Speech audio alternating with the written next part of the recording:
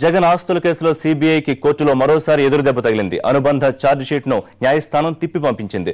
ఇందులో ఉన్న అంశాలు అసంబద్ధంగా ఉన్నాయని అభిప్రాయపడింది కోర్టు. నిందితులుగా చేర్చి కంపెనీ ప్రతినిధుల పేర్లు పొందుపరచకపోవడాన్ని కోర్టు తప్పుపట్టింది. పూర్తి వివరాలు అనుబంధ ఛార్జ్ షీట్లు మళ్లీ సమర్పించాలని ఆదేశించింది.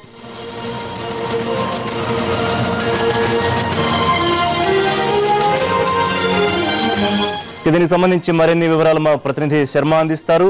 శర్మ, జగన్ ఆస్తుల కేసులో సిబిఐకి మరో ఎదురుదెబ్బ. గతంలో కూడా 1-2 సందర్భాల్లో అలా తిప్పి పంపిన పరిస్థితి మనం చూసాం. దీనికి సంబంధించి సిబిఐ అధికారులు ఏమని చెప్తున్నారు?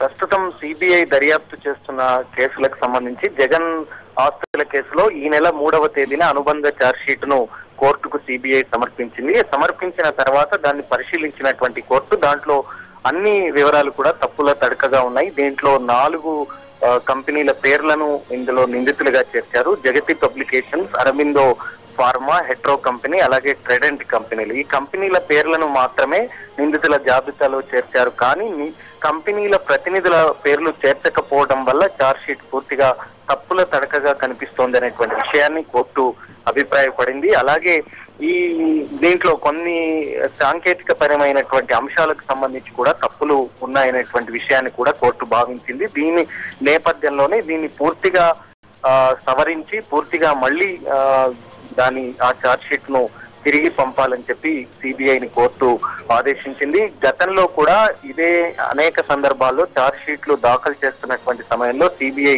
తప్పులు చేస్తున్నట్టుగా భావిస్తోంది. గతంలో ఓబులాపురం మైనింగ్ కేసులో, ఎంఆర్ కేసులో, అలాగే జగన్ ఆస్తుల కేసులో 2వ ఛార్జ్ షీట్ కు సంబంధించి కూడా తిప్పి పంపినటువంటి సందర్భాలు ఉన్నాయి. దాంట్లో ఇన్వెస్టిగేషన్ ఆఫీసర్ సంతకం లేకపోవటం, కొన్ని ఛార్జ్ షీట్లలో సాంకేతిక పరమైనటువంటి అంశాలను పొందుపరచకపోవడం, ఈ అంశాలను ఆధారంగా చేసుకొని గతంలో కూడా సిబిఐ కోర్టు తిప్పి పంపింది. అయితే ఛార్జ్ షీట్లు అసంబద్ధంగా ఉన్న సందర్భాలు గతంలో కోర్టు ప్రస్తావించినప్పటికీ కూడా మళ్ళీ సిబిఐ అదే తప్పులు చేస్తున్నటువంటి వైనాన్ని మనం ఒకసారి గమనించాల్సినటువంటి అవసరం ఉంది. గతంలో ఎంఆర్ ఛార్జ్ షీట్లలో కూడా ఇన్వెస్టిగేషన్ ఆఫీసర్ సంతకం లేకపోవడం, జగన్ అసెట్స్ కేసులో 2వ ఛార్జ్ షీట్ లో సాంకేతిక పరమైనటువంటి అంశాలకు సంబంధించి లేకపోయినటువంటి విషయాన్ని కూడా కోర్టు భావించింది. ఈసారి మళ్ళీ అనుబంధ ఛార్జ్ షీట్ లో అదే అంశాలను పేర్కొనడం, కంపెనీలను పేర్కొనడం వల్ల